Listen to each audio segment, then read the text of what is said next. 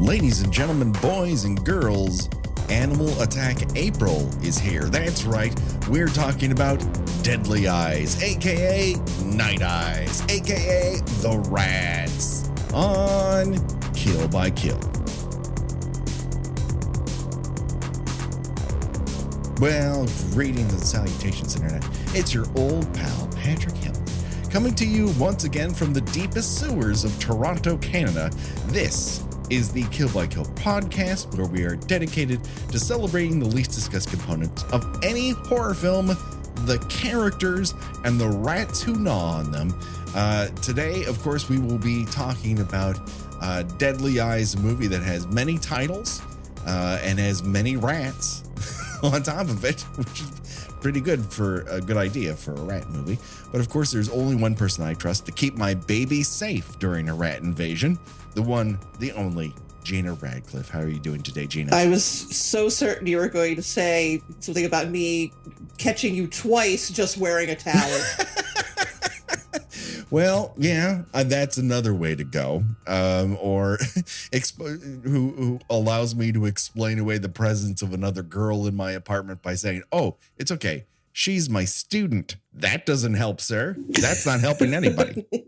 Now, Gina, I don't want to scare you, but we are not alone. That's right. We have a special guest. Now, you can hear him each and every week on one of our favorite shows, Anywhere My Neighbors Are Dead. Of course, he is a returning champion to Kill by Kill. And I will say it right now. He's our resident rat movie expert, the one, the only, Adam Peacock. How are you doing today, Adam? I'm great. Thanks for having me again. It's just the one movie I think I'm an expert in now. Well, we've now had you on for 2 rat movies in a row.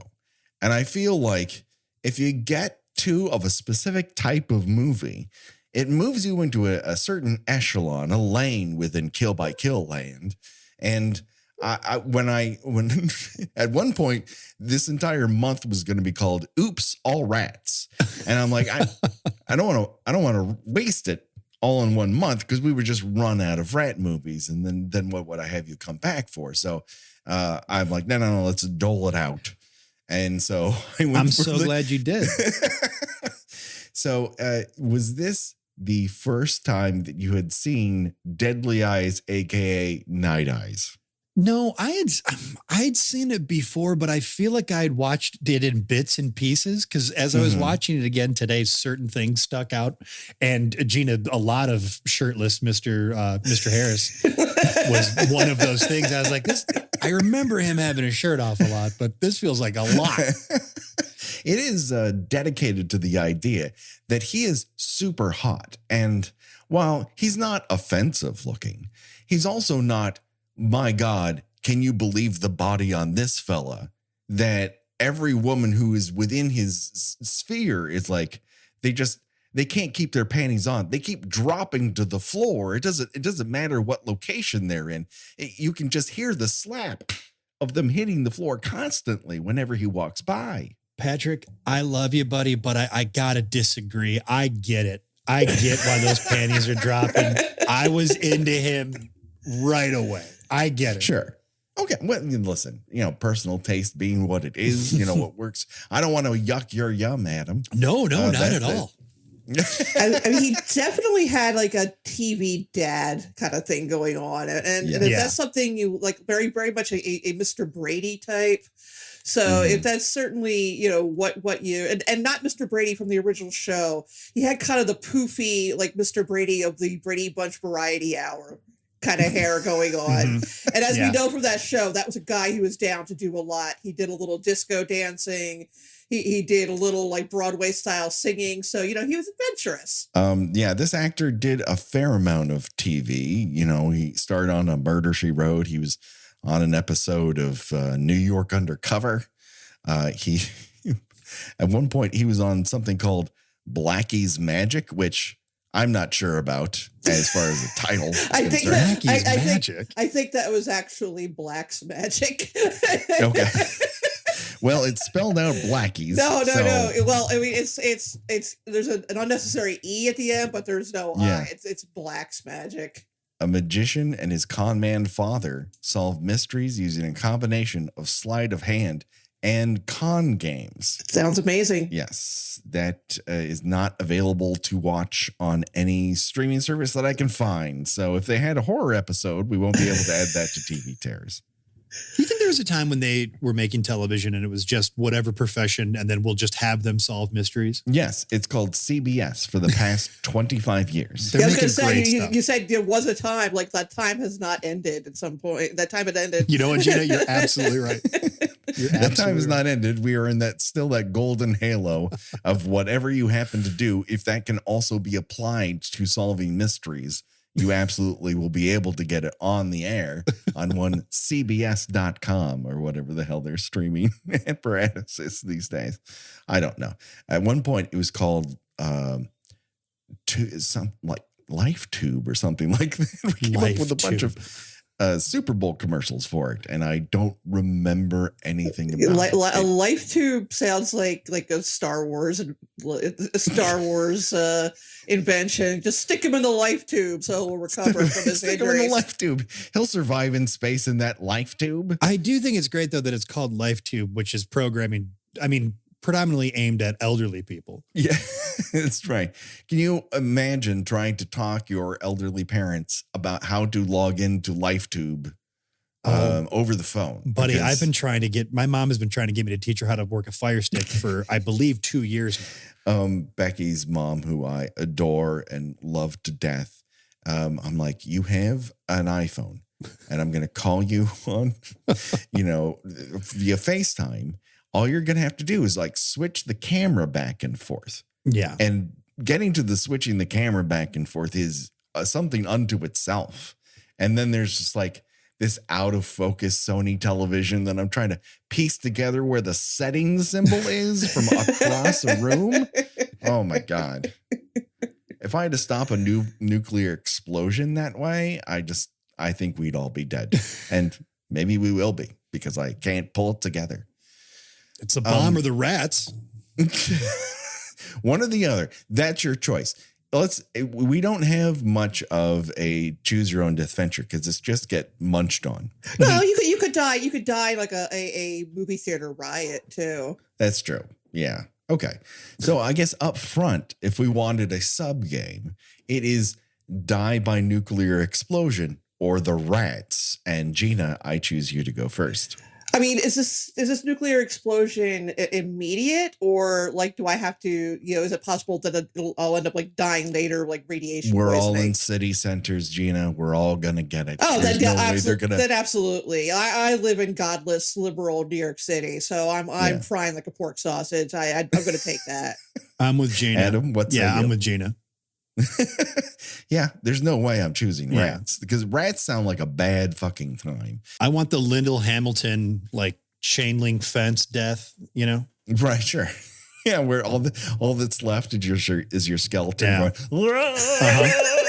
That's the one I want. Yeah, that's the way to go. Adam, I have a question for you that I think you are uniquely you're experienced enough in this that you can really tell us what the real deal is, because you grew up as a Michigander, if I'm correct. I did. That is much closer to Canada than Gina or myself as we grew up on either coast. Do you think this film accurately reflects what Canada is really like? Well, my wife is from Toronto. Oh, so I think it absolutely depicts what Canadian life is like. I don't Does she think still have family there, and do you go, oh, yeah. I can't go into the sewers right now. What if there are giant rats in there? Yeah. No, I won't. Like, there's plenty of beautiful parks around my in-laws' place that I won't go to. No, it's a rat-infested hellhole. It truly is a rat-infested hellhole. No, it's beautiful. It's gorgeous. Now, the other thing about this movie is that it was based on a book by James Herbert, and he made several of these rat books, but it was kind of like a mini phenomenon. Like, this was his big deal that he got a bunch of other books off of, was the phenomenon of the rats. I think bigger in Europe, particularly in the UK, than here, but still very big deal for him. When he saw this film, he referred to it as utter shit. Yeah. Mm-hmm. Did his book have a very indifferent sex scene in it? Listen, any horror author worth their salt has indifferent sex scenes in it, and nothing is more indifferent than the sex scene in this film, which feels almost as if I contractually obligated should just be stamped all over their bodies. Well, and to piggyback on that, everybody, with the exception of the baby, is horny in this movie. It's true. Something's in the water, and it might happen to be rat urine or feces. Yeah, that 75-year-old lady who got a perm done when she's going out that night. Yeah. At one point, I don't know if it's the same old lady or a different old lady, is dropped off by what appears to be a gentleman caller. Yeah. And they're like, we've had enough for tonight.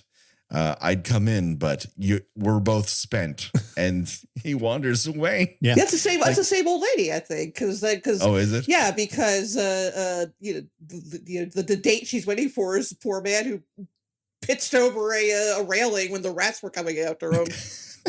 Oh my God, that's right, Gene. I didn't even put that together. Oh my God. Yes, that's right. Because he like many of the people who are killed and subsequently eaten by rats in this movie, he doesn't do anything to really fight back against. He doesn't. Right. I mean, he doesn't give up as easily as Scatman Crothers does. Yes. Who just kind of falls over to his side. Gina, he resigns himself to death so fast. He does that little shuffling run away from them, which I love. Yeah. Is my favorite part of the entire movie. With the one bitten hand that's just kind of limply to his side. I was going to say, this one's no good anymore. I was going to say, I hate that this was the first thing I thought of, but like, it kind of looked like he's doing like the sissy hand. like people used to do when they were kids to make fun of somebody who was maybe a little not athletically inclined. Yes. Yeah. He's waddling like Wimpy from the Popeye cartoon. But he gets in this cage and then he sees her work out. He's like, well, flump, just like falls over on the side. Yeah, he backs himself into a very bad corner. He looks at a barrel that looks like it could be flammable, but he's like, you know what? It's been a long run. And then he gets clever girled by a bunch of big fat rats. And as they come toward him, he kind of goes, he just lists to the left like a wave came over him. And he just hits the ground and that's it. He's done. There are no screams. He's just like, you know what? There's no way out of this one. I'm just going to get comfortable. Okay, everyone? Just let me get comfortable. But there was a way out. He ran into the tunnel. He was at the entrance when this happened. Yeah. He's panicky. That's true. Who's to say? Like, there are certain people like I kind of know where I am once I've been there once or twice, especially in Los Angeles. Like you see the hills, that's north. Okay. That's always north. So I can kind of figure my way through things very quickly, but Becky is still lost perpetually. And when I go elsewhere, I can get turned around pretty damn fast, and I'm not in a tunnel filled with giant rats. Okay, we're not even factoring in dachshund size rats here. Yes, and when we say dachshund size, that is very specific for a reason, because these rats, very often when you see them, are dachshunds wearing rat costumes that were individually tailored to their body. And when they run, they're very cute. I thought they looked great. They're like, yeah. They're so cute. They got a lot of wiggle in their posterior for rats, you know? Yeah. They're adorable. They are. They are very adorable. Their teeth are not adorable. They seem to saw through things rather quickly. And the other thing is when they're seen in close up, they're definitely Muppets. And that's also not going to be terrifying. I like that the one tooth of the main one they keep showing it towards the end of the movie. It closes its lower jaw and it bends its tooth because it's all rubber or whatever it is. And I thought it was cool.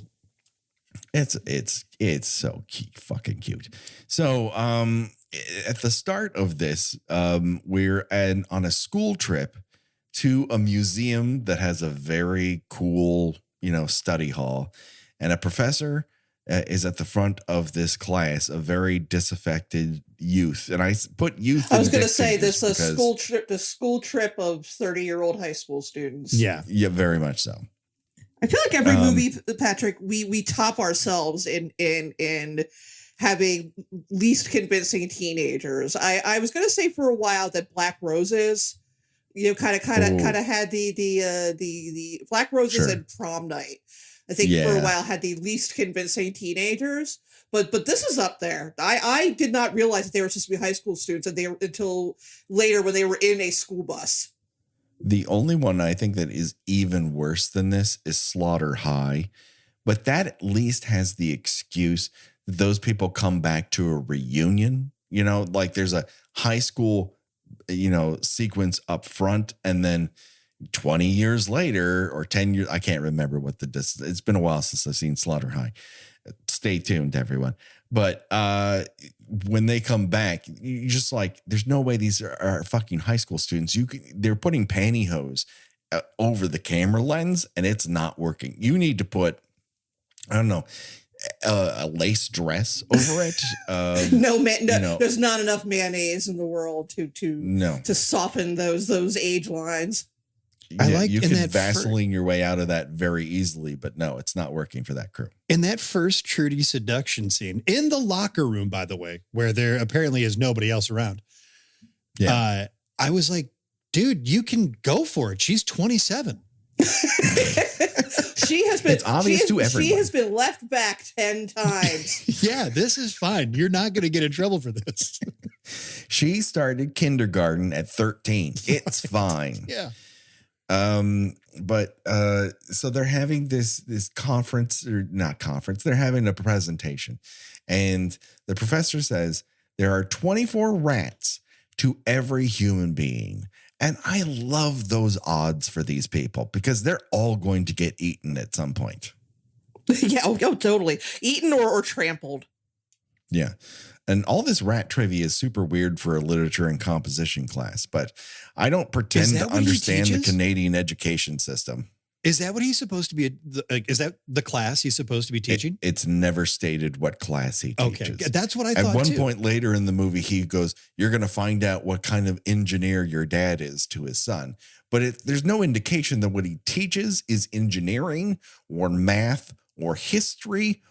We do see him coach a basketball team, and by coach, I mean run around and tell people to hustle, and that's about it. Can I jump in on this? Because I wrote this down in my little notes here too. I wrote, Mr. Harris can't coach basketball. He's talking about running a 2-2 defense, but everybody's in the corner of the court. Yes. All 10 players are in this little area. It's not even half court basketball. It is quarter court basketball. Yeah. And no one is moving. No. It was very upsetting. As a basketball fan or even a basketball observer, netball has more action going on to it than the basketball sequences of this motion picture.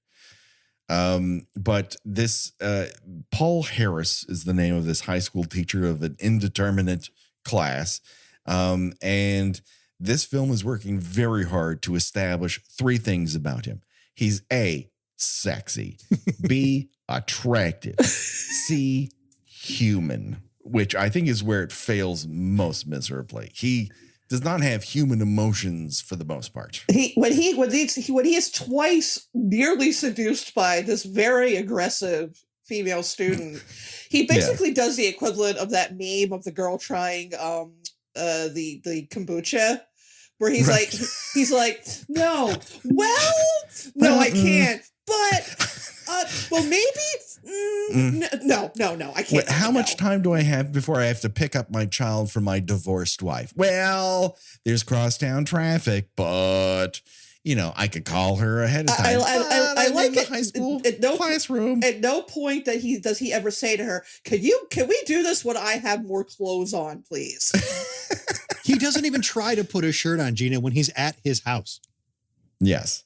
No, he doesn't even attempt it. It's kind of like, man, it took me a while to get into this towel and have it wrapped so that it doesn't just fall off of me in front of a camera.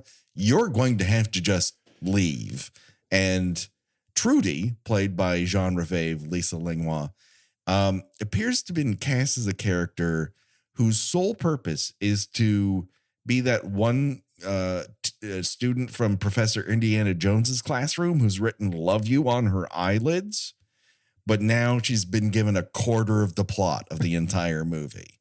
Like, everything concerns whether or not she's going to get, Mr. Harris's dick wet for a good quarter of this movie. Well, we've got the classic, they have about 40 minutes of movie that they need to stretch out to an hour 25. Yeah. And then there's Trudy's best friend forever, Martha, who is one of those people in life and in the movies whose entire identity seems to be wrapped up in who Trudy should or should not be fucking. Yeah. It's a lot of that. Like, she doesn't have other concerns beyond this. Can we talk about that awesome house party they had in the middle of the week? Of course we can.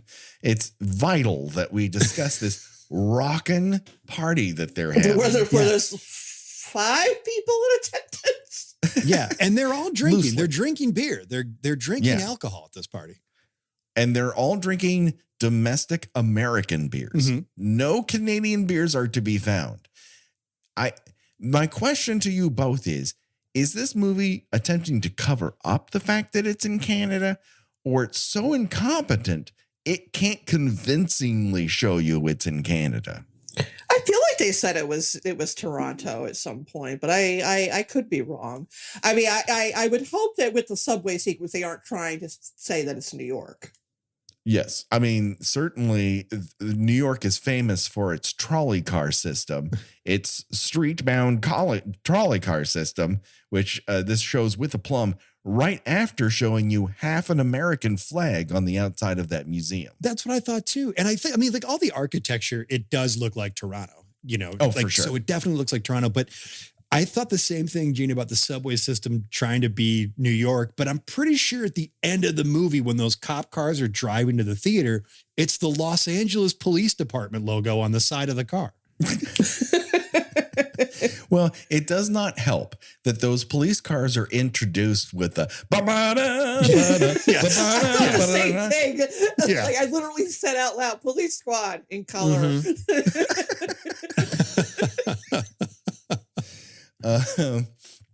Granted, like, they might have been released at the exact same time, but it's an odd choice. And I also don't know, like, a lot of horror films have, police forces who don't do a lot for you. But in a rat invasion, I think this police force is highly outmatched in terms of what they can accomplish. There was one guy guarding the mayor. I mean, what are they going to do for the rest of the city? Who was knocked out by a high school basketball coach / teacher of a class we're not going to discuss the subject of. And he loses that gun really fast. Yeah. And then it turns out Paul is an amazing shot of rats. He can't hit anything else, but he can definitely hit rats. Yeah. It should be noted that Paul has serious divorced dad energy because, well, he's divorced. We never meet his wife, do we? His ex-wife? No. We never meet his wife. No. Because he meets this health department lady and immediately falls in love with her.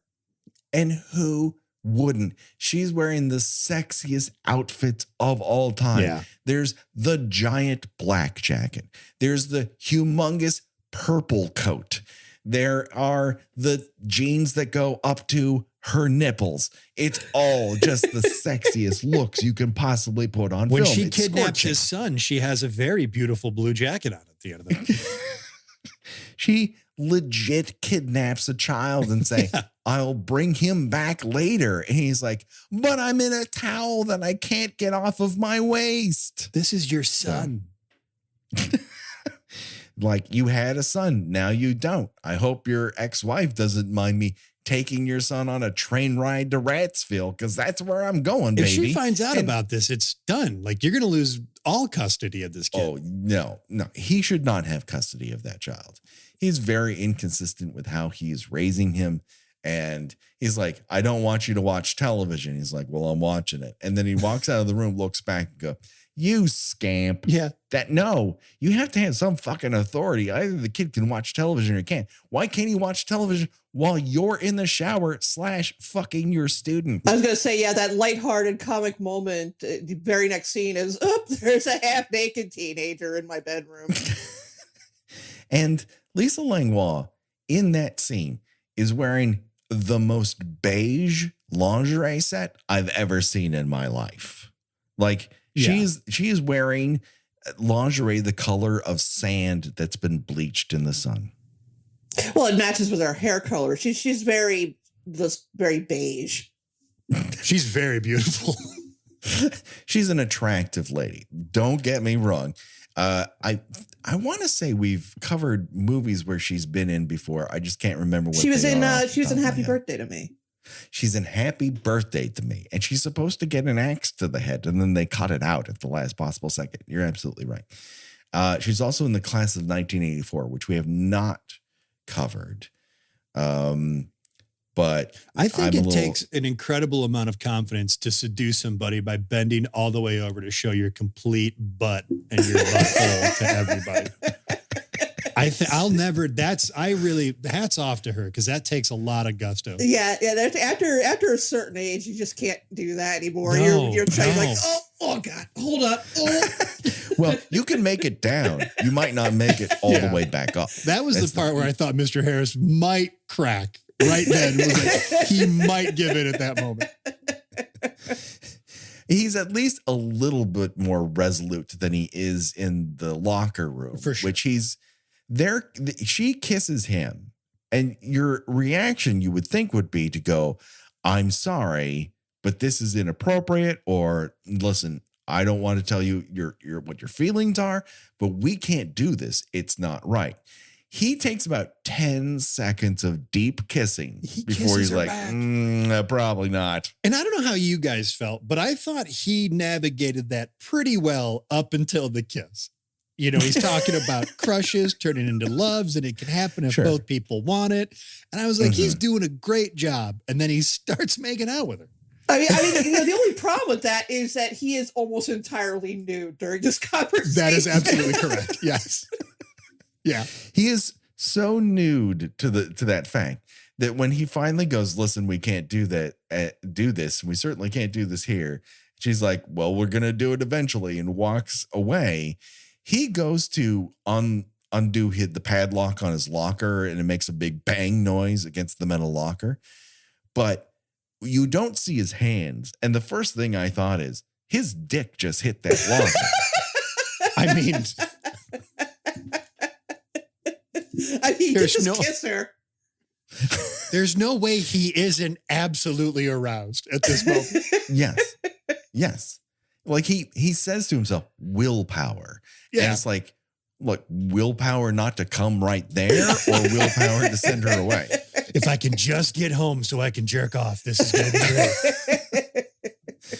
great. I mean, he is massively horned up from that moment on throughout the rest of the movie, to the point where when he finally meets Kelly Leonard, health inspector, he can't, he's like, we have to do something.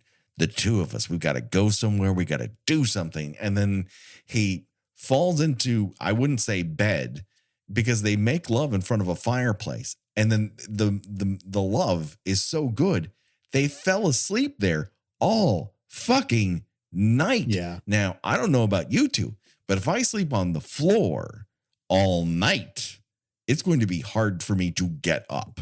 Like, that is going to be difficult. Yeah, there's going to be some cracking and straining.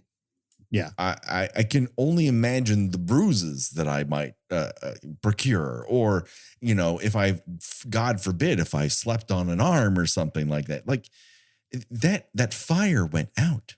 Is that apartment just freezing cold and you're on the floor? It doesn't seem like a fun time to me. No, there's a lot I didn't like about that. I didn't like the fire because I run hot. and I don't like the warmth. And yeah, sure. To what you guys were saying, I sprained my knee doing a show. So I think making love and sleeping on the floor is it's completely out of the question. Right. Yeah. I busted my knee putting tape on the ground for a robot. Yeah. That's my physical That's condition. who we are. We are fragile. Okay. The wind can't blow on me. Yeah. All right. So don't make me try to think that Mr. Harris is one of us, just a regular guy, when he's not. He's not one of us. He is not one of us. He doesn't know what basketball is. No. He certainly doesn't know how to coach it. We would be bereft if we did not point out Trudy's boyfriend, Matt, who pretty much has her haircut, only a little more limp. It doesn't have the body that Trudy has. He is also first seen wearing a Davy Crockett ass fringe jacket. Yeah. I do love that she's so certain that she's going to be able to successfully seduce Mr. Harris. Is that his name? Mm-hmm. I think so. Sure. Why not? That like she ends the relationship with her boyfriend. And then when things don't work out with the seduction, she's like, well, I guess we're back together now. Yeah, I mean, she seems to have the power is once I put my hand on your dick over your clothes, you've forgotten about all the difficulties we had, right? It's just kind of magic. And the wand is your penis. And when they do get back together in that movie theater, like she's pretty much got him wrapped around her finger if it were not for Bruce Lee having a fight scene. I do love my favorite background character in this whole movie is the woman sitting next to them, just looking at them like, ew. I didn't even see Game that. of Death, and you were giving them a handy in the theater? Like, they're making out very loudly, Gina. Like, loud enough that it's overpowering the soundtrack of Game of Death. Yeah, I feel bad that this woman got eaten by rats and didn't live to see how Alamo makes us complain about your fellow moviegoers. Oh, also, if Alamo hasn't. I'm sorry, Yes. Patrick. We don't know about Matt. Like he's never introduced, and he's introduced in almost a comedic way, where Trudy is so clearly hitting on Mr. Harris in front of the whole goddamn class. Yes. And then we cut to Matt, who seems to be a perfectly nice guy. Yeah, if like he's dull as dishwater, but course. like he's a high school kid. Like I mean, it's fine. But she practically sits on his lap on the bus, and he's like, "I don't know what's going on, dude. Someone should draw you a fucking map. Yeah. I think you might figure it out. I think you know exactly what's going on. Your girlfriend is trying to fuck your English / math / geometry teacher. I don't know what he does there. Whatever it does, it involves a rat. Definitely your presentation. basketball coach. Yeah, which they have practiced after the party. One guy, Tim, I can't. All these people are so ill-defined. Like I started attributing their characteristics to like Meatballs characters because they feel like Meatballs characters, but they haven't grown at all. like you never get an idea of what their wants, hopes, dreams are. They just exist. One guy has a hat. The other guy likes hamburgers. That's as much a characteristic as you're going to possibly get. But he goes to a burger joint before basketball practice and picks up, count them, 1, 2, 3 hamburgers with the intention of eating all of them before basketball practice. Yeah. You're running around with a fucking basketball of protein in your body. And they're drunk. And they're drunk. But is he also the one who's wearing that really tight t-shirt in there? So he doesn't have any body fat. Like he might have the best body in the entire movie. He doesn't take his shirt off. He doesn't need to. That Fox t-shirt is tight enough for me to see everything that's happening. Yeah, he's pretty dreamy. My favorite character in that group is the guy who suggests that the girl who is babysitting just leave the kid here while you get your burger. Oh my God, she'll be fine. Gina, yes. Like What can a baby get into? Just leave it in that high chair. I'm sure everything will be fine for what, a couple of hours? It's a baby. I wrote down 3 times in my notes, 48 minutes in, no one has noticed 2 dead children. An hour in, no one has still noticed the 2 dead children. And at the end of the movie, no one noticed those first 2 dead kids. Yeah, their friends suck. Their friends are terrible. Their friends are terrible. That none of them noticed that, I guess because her parents are out of town and she wasn't going to show up to school anyways. It's a flimsy excuse. Yeah. Like, she's in charge of a baby. Someone should be checking in on her. Right. She's a child. She's 17, maybe? Sure. Why not? And it's as good of she could also be 25. We really don't know. Well, in real life, she's 37, but in the movie, she's supposed to be 17. Yeah. So this whole kerfluffle happens because this one guy has a shipment of steroid-filled corn that he's going to ship off to Africa and apparently make a ton of money on. And Kelly, the public health sheriff, walks in and says, no. You need to burn all of this. It's rat infested. It's full of steroids, which she can just tell by putting some on her clipboard. And she's like, no, it's all going. And the other person in this scene who's having the time of his life, or maybe he's just stoned, is Scatman Crothers. He looks insane. And when they're burning the corn, he looks like a lunatic. You would think he was at the 50-yard line of the Super Bowl. Absolutely. When those flames hit that corn. Yeah. He's so happy. His hands are up, right? Like he's cheering for it. He has a touchdown. He has a real personal beef against corn. That this is really making him feel better. Yeah, corn killed his uncle, or he had a really shitty drive through Iowa once. Whatever it is, he's thrilled that corn is burning. But my question to both of you is, if you burn a bunch of corn, wouldn't it just turn into popcorn? I thought the exact same thing. Yeah, shouldn't it be like the end of Real Genius?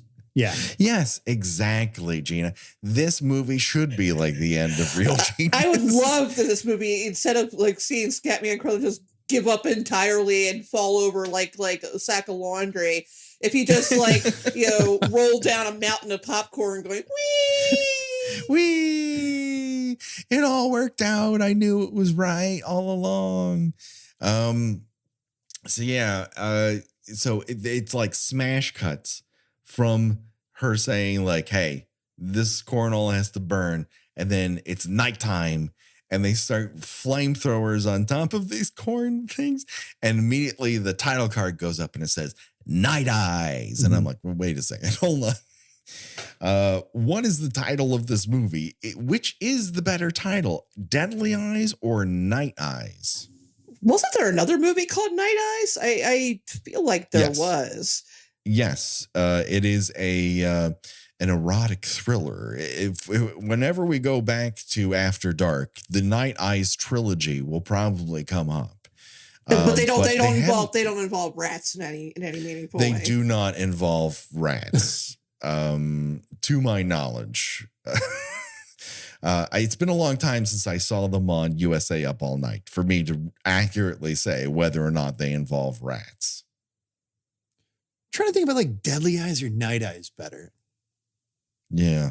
I mean, if you were to take out the you can't use Night Eyes thing, Deadly Eyes evoke something that actually has deadly eyes. But I don't know that I would refer to a bunch of gigantic rats as Night Eyes. You know what I mean? Yeah. I mean, you would think that just Night of the Rats would be a more, Night of the Rats simple is great. Title. Yeah. Night of the Rats would, although it happens over multiple days. So we'd have to shorten the timeline of how this works necessarily. Week of the Rats. We'd have to Week of the Rats. Right? Because it's about a calendar week when all this goes down. Right. Yeah. It's like long weekend of the rodents. Why are this girl's parents out of town for so long? That's never said. They just got to go, and they can't take a baby with them. So guess what? You're staying out of school and you're taking care of that baby. Imagine they come home, both of their kids are mauled to death by rats. It's like, that's why she wasn't answering the phone. Okay. No, okay. Now this makes sense. Yeah. Perhaps we should have panicked a little, I guess. They're yelling the whole time about how they're going to ground her ass for a month and she's not going to prom when they get home. That's like a scene at the beginning of Student Bodies where like the mom like starts screaming and it's because like someone took a bite out of the piece of chicken in the refrigerator. Yeah. Out of all the years you've been doing My Neighbors Are Dead, no one has chosen Student Bodies for anything. I find that odd. I don't think so. Come by and do it. Wrong. Both of you should. Well, I've got a Cobra pitch for you that I got to do first. We got to do this Cobra thing because I've been thinking about it for years. I just tried to get Allie to watch Cobra the other night. And that was a hard pass for her, but I can wear it down. I think it's not female friendly in the terms of like no woman would want to spend their time watching this because for really your first impression of who Cobretti is when he shows up at a supermarket, shoots a bunch of beer, drinks one of them, puts his gun into his pants so that the little cobra on the gun handle looks like the top of his penis. Yeah. That's fucking rad, man. That's so cool. It is rad in many respects, but I wouldn't say it's like, am I going to watch this or Daisy Jones and the Six? I think a lot of our wives would choose the latter over the I think I would just like Allie to understand what I mean when I'm constantly saying it's the way of the new world pig. So she keeps thinking it's a direct reference to her, and in a way it is because the world are the pigs. Right. But yes, yeah, it's a lot of people in that Axe gang that I think their lives need to be examined in greater detail. That's my hint as to where I'm gun going. in a pizza box, man. That's great. It's good stuff. So much Long Beach in that movie too. Anyways, so yeah, if you were thinking, hey, is a baby gonna die in this movie? A baby totally fucking dies. First, I forgot that was like the first kill in it. Yeah, it's like and Patrick, I was saying to you yesterday when I was watching it, it's like the rats are kind of like working their way up the strength chain, where first they get a baby, and then they get like an elderly gentleman, and then a slightly less elderly gentleman. Mm-hmm. It's like a teenage girl, right? It's like they're strength gaining. they're on any sort of strength training program. You don't start with the biggest barbell. You work your way up to it. You gnaw your way through it until it's nothing but loose, bloody bones, and even some of those are missing. What I did really like about Lisa Langlois' outfit in this particular the party scene is she is wearing a cravat with a turtleneck. And the only other person I've ever seen do that is Fred from Scooby-Doo. There's just not a lot of demand for that kind of outfit. And that party also starts the sort of sub-genre within the film of people doing over-the-clothes stuff. Yeah. It just starts with people doing that while ignoring a baby cry. And he's like, where are you going? What do you There's a baby crying. She's in charge of the baby. When the baby cries, I'm sorry, you're going to have to stop pawing her breast over that thick shirt she has. Well, when you're a high school boy and you're lucky enough to make out, you think it's never going to happen again. So you have to just, make this last as long as we can. Right. It's like those people in the Titanic who are clinging on to life rafts, trying to pull their way up. Yeah. You're like, if you don't go for it right now, you're probably sinking into the icy black. Yeah. Yeah. So the other thing I didn't remember until this rewatch, every time I watch it, I'm like, oh, yeah. Why do the rats sound like tiny cougars? I wrote down, these rats sound like jungle cats. This is it's cool thing that's going on. That's very distinctly cat-like, but they're just chonky rats. But yeah, they are definitely announcing their arrival, which I do live in a city where there's a bit of a rat problem. Mm-hmm. And usually they just kind of run out in front of you. You don't hear them. Like they don't vocalize. They don't vocalize. Mm-hmm. They if they make a noise, it's usually just the sound of them moving. So they love being in construction sites. Mm-hmm. So if it's nighttime and I'm walking past a construction site, I'm walking very quickly because but again, they don't really attack people. I mean, they're disgusting and they're disease ridden, but you're not usually hearing about rats launching themselves at people and chomping into their necks or anything. Mostly they just get into garbage and if they bite anything, it's probably other animals. But yeah, you definitely don't. You're not going to be like walking somewhere and then hearing like and see a rat running at you. Whereas in this film, they're very definitely like they have hops. They have they're not stealthy. Rats are usually stealthy. They're like stilt man. They launch themselves directly at a face. They love hands and they love faces in this. There are some incredible shots in this of the rat attacks. Yeah. I love the tail going across the one guy's face in the movie theater. Yeah. And then the gentle, I think it's at the end of the subway when I think it's our lead rat, the guy who's been announcing everybody, Gina, the one rat just lets everybody know they're all there. He's biting on the leader of the rats. That's right. They're Splinter. He's got his neck. He's got his neck in his mouth and his one little rat paw just slowly glides down the guy's face. And I thought that was so cool. It would be amazing if the real origin for the Teenage Mutant Ninja Turtles was that there was one rat left from the Deadly Eyes attack. And he's like, you know what? I'm just going to go to my own sewer and just try to live a peaceful life. And then 4 turtles show up that also ate the steroid corn, but it had melted into, I don't know, let's say an ooze. And he's like, well, no, wait a second.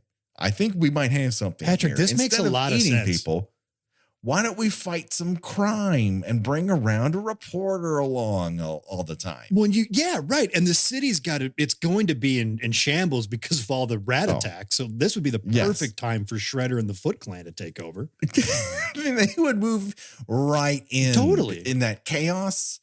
You've just lost your mayor to a massive rat attack. Things are loose, man. You can bring in an alien who lives in a robot's tummy. Mm-hmm. He will try to take things over. There's a lot going on. I like this. Who wouldn't? I think it's a franchise that has lasted since the 80s. And even today, people are taking it way too fucking seriously on the internet. Yeah. Maybe we should just shut that shit down. If you're the kind of person in our audience who happens to have a fetish for looking at 10-speed bikes, you're welcome. Here's Deadly Eyes. You may never get soft again. It took a long time for Gina's giggle to pull in there. I thought that would be more immediate. No, I'm trying. I missed a 10-speed bike. Oh, in the basement of the party. Yes. Sam has one in his apartment. Kelly has one in her apartment. You're absolutely right. Yes. In the basement, there are 2 disassembled 10-speed bikes. The guy who gets bit at the burger place has a 10-speed bike. His buddy has a 10-speed bike who he parks outside the bowling alley before his shift. There's just, for a very snowbound location, there's a lot of people on 10-speed bikes. I don't know how they do it, but again, Canada. I never saw a Degrassi High. Maybe that would solve all of these questions I have. If they all had bikes? Yeah, I'm sure Degrassi High confronted the preponderance of bikes in a snowy locale. No, Patrick, I think you're right. I think if high schoolers got out and just played more, things wouldn't be as big of a problem for everybody. Sure. They wouldn't need that over the clothes type stuff. Right. They wouldn't have to watch a BC cartoon from God knows when. That was a BC cartoon, wasn't it? I was like, it was a BC cartoon. Watching BC? Yes. Apparently that is a Christmas special that was also directed by the director of Deadly/Night Eyes, as well as he also directed Game of Death and Enter the Dragon and Black Belt Jones. And those movies got him to direct Night Eyes. Oh, so this is a meta piece for him then. Oh, yes. No, he is doing a lot of self-referential work. Like, if you think I'm just Deadly Eyes, I'm going to infuse it with all the other more important art that I've done. But this is like 3 different movies in 90 minutes. Yes. It's a rom-com at the top, right? And then it's, Sure. well, I mean, I guess it's like a father-son comedy at the end too.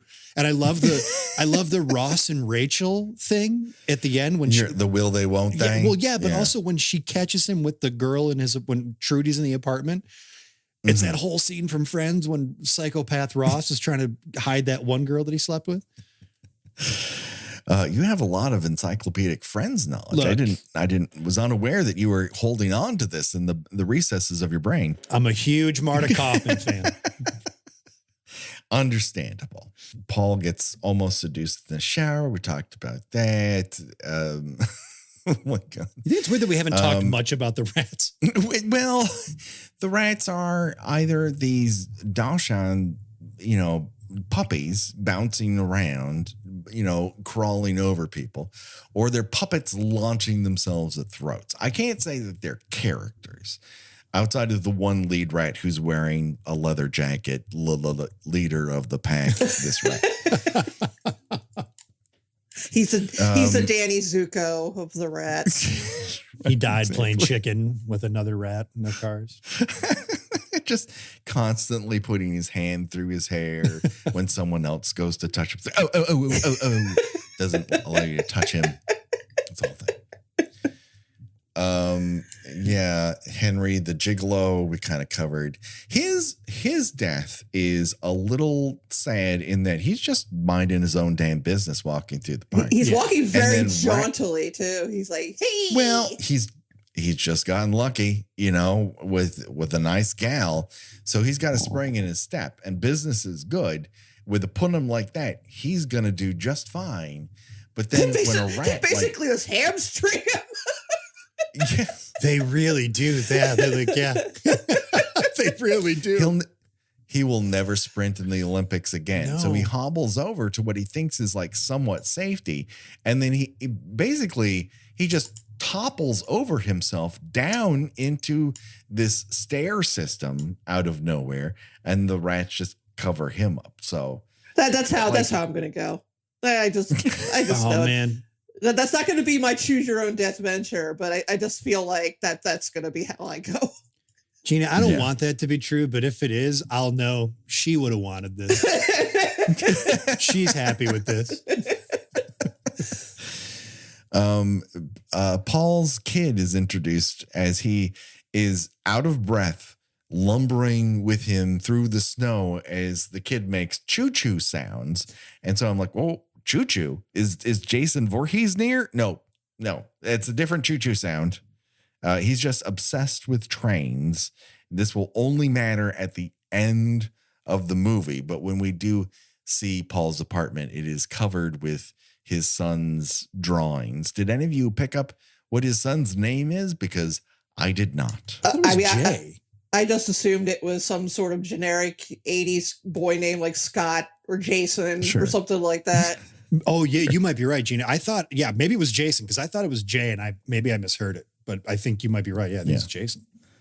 It might surprise you all, but the pictures of these people on Google and IMDb do not really reveal who they were unless they did other things. I don't think that child went on to a grand career, apparently.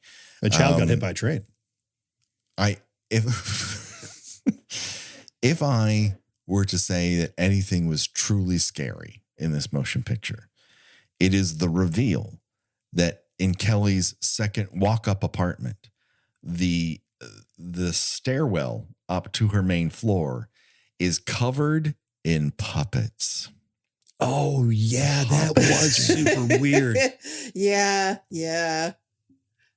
Have you ever been to someone's place and they've decorated it with puppets. No, but yet that seems to be a thing that people think that shows up in movies. Just someone who has just a house full of old dolls and no one thinks of anything about it, or they just have like a ventriloquist dummy on display and nobody's like, hey, what's that doing there? My uncle had one of those. He lives in this house in Michigan. It's like this old school like tri-level place, and in the attic, which was my cousin's bedroom, they had a ventriloquist like Howdy Doody doll, and that scared the shit out of me when I was a kid. It should. They're not something that I want to hang out with. No, certainly not something I want to sleep next to.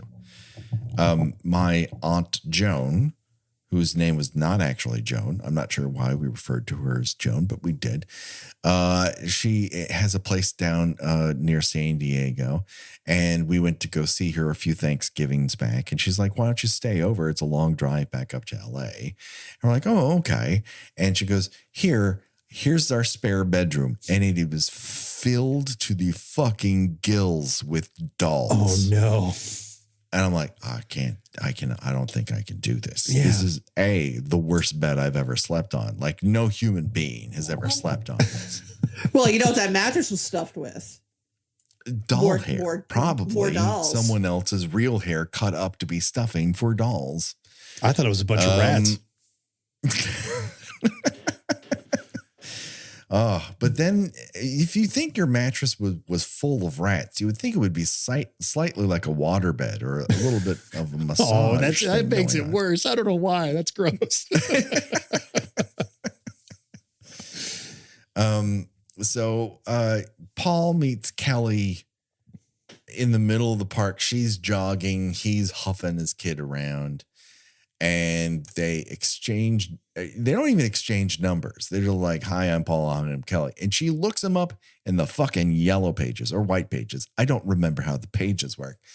And she calls him while he is making get this, Hungry Man. Yes. Well, he is a bachelor. Let's emphasize that cannot be emphasized enough.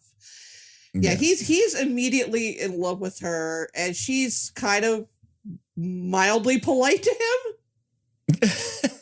But she reaches out to him, though. She's like, oh, your kid likes trains. I'm going to be a part of the mayor is going to open up this subway stop, and your kid loves trains. Why don't we do that?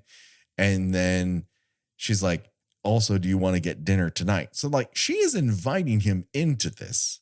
And he's like, hell yeah, I'm totally horned up for a student that I should not sleep with. Gina, I think you're right, because they end that first park conversation super cordial and very professional. I think she says something, I'll see you later, or I'll see you around, or something. I'll see you around. So they end it with like, oh, they might meet each other later on in life for a drink. But that night she's disrobing and like has this look on her face as if she can't stop thinking about Mr. Harris. I mean, it's just his heat. His raw animal energy that just, drives women crazy. Like you said in the beginning, I think we all have a little bit of raw animal energy in us. Yes. And he displays this by taking her out to dinner, then back to her place, and they make love in front of the fire. And we are treated, just blessed really, with an extended sequence of him putting his lips on her nipple, a singular nipple. It's so weird. It's weird. He's like he's pondering what he's supposed to be doing. Yeah. It's like he's reading her nipple for Braille with his lips. Yeah. You could see it in his eyes. He was really trying. And her eyes are blank. Mm-hmm. Like she has gone, like her brain is elsewhere. She is disassociating that this is happening. And I don't think the character in the scene is doing that. I think the actress is, I signed the contract and I said I would do this, and has gone mentally bye-bye. Well, she even stops him a little bit when he initiates that maybe we should take this further. She stops him. Yes, she's right to. But then he's so horned up that she's like, all right. You don't understand. There's this girl in my class. She Scatman Carruthers him, but instead of dying by rats, it's like, all right, I'll allow your penis to be inside of me. This movie's just about giving up. Is that what you're saying? Yes. Yeah, I think Given Up is the other alt title. It's Deadly Eyes, Night Eyes, The Rats, Given Up. So they learn the Scatman Crothers has died. They go to investigate, and the city person says, "All right, we don't really know how he died, but that's only because he was eaten by rats afterwards." And so what do you do after you learn that your beloved coworker was eaten to death by rats? You have a bit to eat, you know? Well, You not. make plans for another date. That's right. Well, because people die all the time, right? Your life can't stop simply because Scatman Crothers died by mysterious circumstances, and then also was eaten by rats. Yeah, Why you're not right. have That some does make coffee? it worse, that something awful happened before something awful happened. Yeah. And this is after the awful sex. So it's a real confluence of terrible events. Can you explain to me why he just walks off into a goddamn field after they decide they're going to meet later that night? I don't know. She gets in the car, and I'm assuming they drove there together, which first off, maybe one of you could explain to me why he's allowed to be at the crime scene. I don't think the city is run at top efficiency. Doesn't seem Let's to just be. put it that The way. mayor's it's like basically- $100 million. It's basically like the town in Slugs, where we don't know what anybody does. Like we don't know what the health department guy does. He's just called in for everything. Did it look to you is guys? weird. Oh, I'm sorry. Go ahead, Patrick. No. Go Did ahead. it look weird? Did it seem as if they were pulling Scatman Crothers out of a ice fishing hole when they were loading him into the ambulance? Because he died indoors. So Yeah. what happened to get him in this ice fishing hole? I think it is because it is a snow-covered manhole. I got it. Okay. And they're lifting him up they've strapped him to a board. Okay. So, but yes, it does give the impression that he was died below an ice flow, and they've raised him up. I like that explanation. I love this movie. That just makes me like it even more. So it is sometime after this that they get that he gets the idea. What we should do is visit my professor friend, who is very in tune to what the rats do, and maybe he will have an idea of what's going on. So they head off there, and he informs them that unless they got it, that maybe they have got a case of giant rats going on, and that if they do, what they need to do is locate the nest, seal it off, and kill them rats, and make sure to get them all, and just seal it up. Otherwise, they will escape. And guess what happens? Nothing. They do not seal it up well. They don't do anything. They cut to a sewer montage of men, cords, hoses, gas, billowy clouds. And then I think this is when they kiss by the truck that pumps rat poison into the sewers, which is very romantic. I mean, if I'm going to share a last kiss with somebody, it should definitely be by the truck that pumps rat poison into the sewers. Yeah. Yeah. I agree. This is when we meet the mayor of Rat City, Mayor Rossetti. Why are all of them wearing carnations on their lapels? Is that a thing? I don't know. It felt like they were doing some sort of like seersucker Southern celebration for this train platform opening. Yeah. It's a very weird thing. I know mayors like show up to weird shit and stuff, but I've never been to a mayoral event where everyone's wearing a specific flower on their lapel. I don't know. Is that a Canada thing? I couldn't tell you. I'll have to ask my wife. Just go into the other room, tap your wife, go, "What's up with the fucking flowers?" Hey, what the hell's going on with those goddamn chest flowers you guys have? You tell me.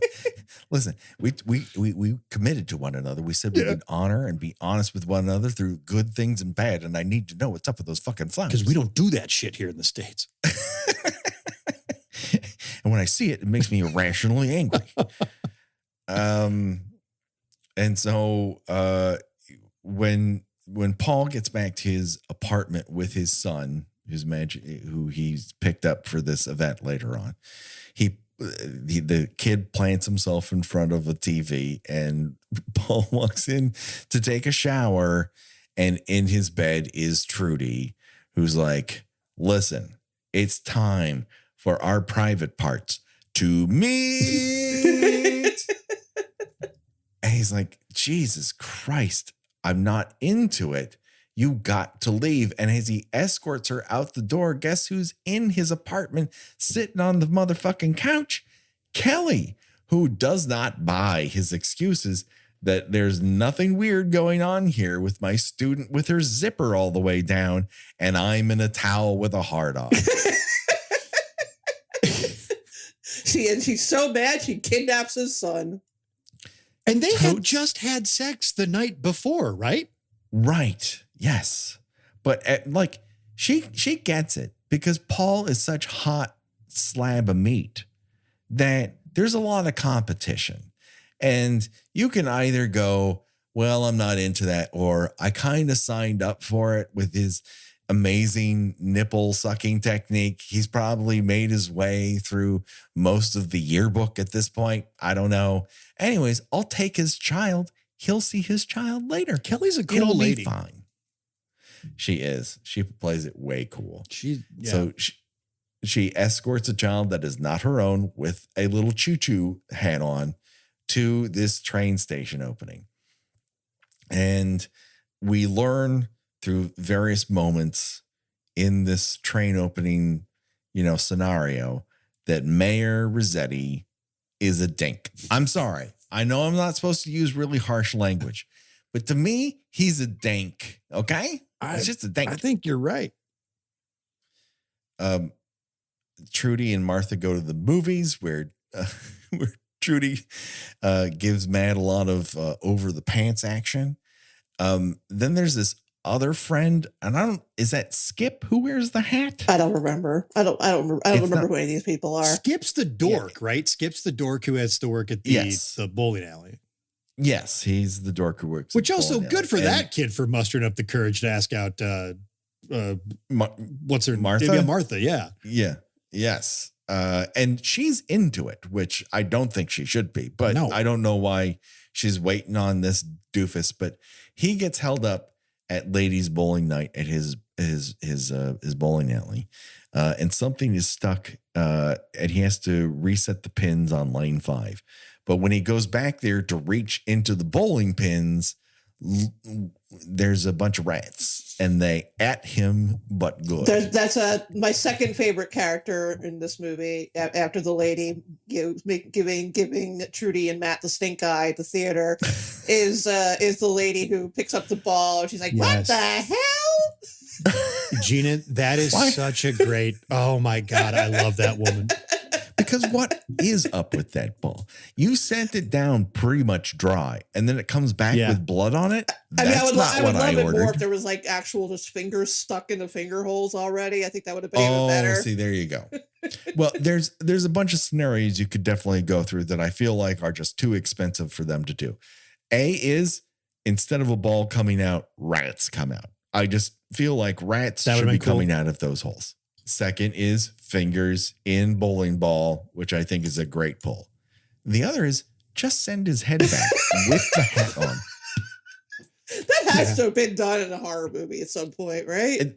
Like Slime Bowl-orama probably's got a head coming out of the ball. I just know, I think all three of those would have been amazing. And I also know that woman who found that ball is going to let everybody know for the next week how she spent her money and how she didn't get what she was promised. And she got screwed because she's every old Polish lady I'm related to.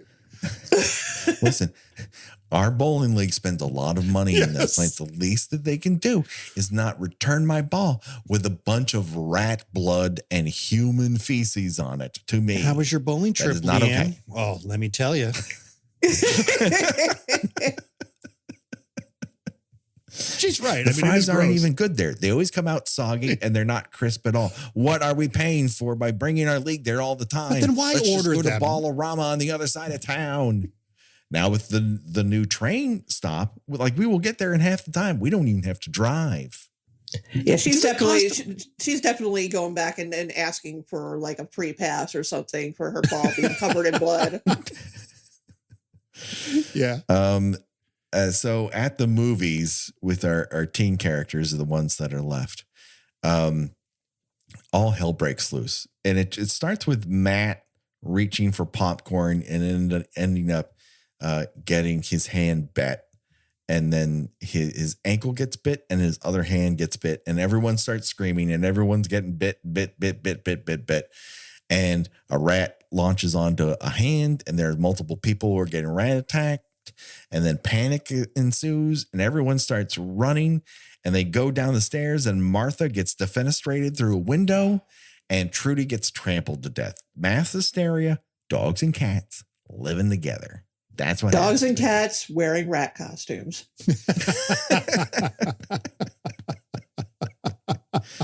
And it is hard to make cats in rat costumes do what you want them to do. They're natural enemies. Yes. The train gets stuck because the rats eat the wires, the electrical wires. I'm assuming that rat dies from making contact with his teeth onto a third rail, as it were. So everyone in the train car has to walk back to the station, and wouldn't you know it, they're all confronted by rats, and the Mayor Dink gets eaten. And it's happy times, and everyone pops those little poppers that has confetti go out from them because they no longer have to deal with that mayor anymore. I love that when Mr. Harris and Kelly and the kid, like when they manage to defeat the rats somehow, they get back on the train, and there's like this happy music. It's played for laughs. The kid knows that you have to turn the emergency brake off to get the train going, and they're like, yay, we're smiling. We just saw 17 people get killed and eaten by rats, but we're riding this train in the station. Isn't this fun? And they have to drive the train in the direction that people all died in. So what are they going to do? Just roll over those dead bodies? Well, they're rolling over, crunching over dead bodies. Like, don't look, Timmy. This isn't a problem for me at all. But they also don't they have to walk past the mayor getting eaten? No, because they go down. Yeah, I don't think they even know he's in there. Yeah. I mean, they don't even know really what happened in the main corridor because they go down that side hallway where all the flammable barrels are. And after getting trapped inside their own, chain link cage, they figure out a blowtorch. Why they only take one blowtorch is beyond me. But they use the blowtorch to flambe some rats, and they when they exit the train, like when the train breaks down and they all exit, they're going to walk back to a platform. Are they walking in the direction of travel, or are they walking in the way that they just came? I think they are walking in the direction of travel. Okay. So then he would have gotten into the train. The controls would have been right there then. So he never would have seen them. The controls would have been right there. And he just, presses forward, and they head over those dead bodies into the train station after they've blown up the nest of rats using a flammable barrel and their blowtorch. And they pull in, and they're like, yay. And then they pull in a little bit farther. And in the back half of the train, the one guy who got back to the train before them is covered in deadly rats. And you just have seen a cut after cut after cut of people going, and they all, oh my God, they all watch it. It's so fucked up. Yeah. Listen, they're going to tell that story for so long. Oh, of course. And what are they going to do with that one train car full of rats?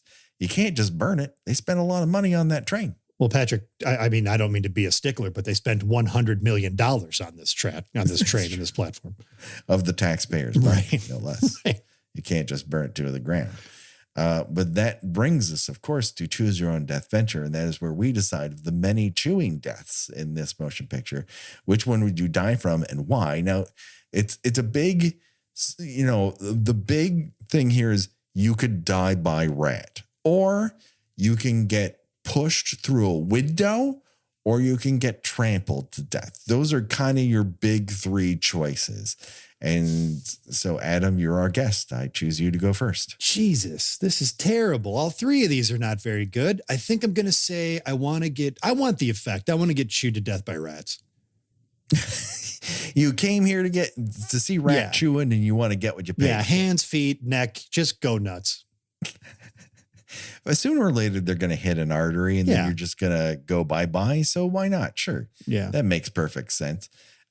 Gina, what say you? You know what? I changed my mind. I think I will actually choose the pitching over a railing and falling down some stairs, because he probably ended up cracking his skull or something. He didn't. I don't think he felt those rats nibbling on him after a minute or two. Yeah, he said bye-bye at that point. You know, it's just a bunch of motion. He basically did a Father Karras down that flight of stairs. That is a pretty good way to go, but I think I'm going to get defenestrated through a window at a movie theater, because I just want to die at the movies, and that's the most spectacular way to do it.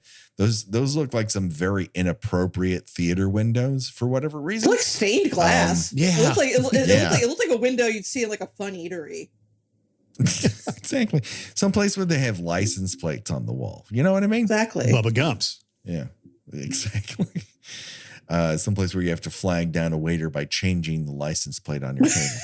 So that just about does it. Josh Holst. Anytime you go to a Bubba Gumps, just think of Deadly Eyes. Oh my God. Josh Holst does all of our artwork. Go to Revenge Body Memphis at bandcamp.com for this theme and all of our remixes. Adam, where can people hear more from you and your show? You can find us at My Neighbors Are Dead, wherever you get your podcasts. Subscribe to that. We're at My Dead Neighbors on Twitter, and I'm at Adam Peacock on Instagram.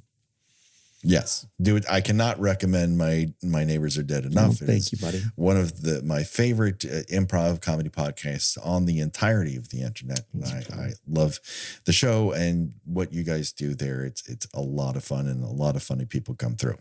Well, come by and let's do one again. Absolutely. We're just talking about what we're going to do. We're going to talk about Cobra. That's right. Yes, Cobra. Cobra. Yeah, we're going to do Cobra.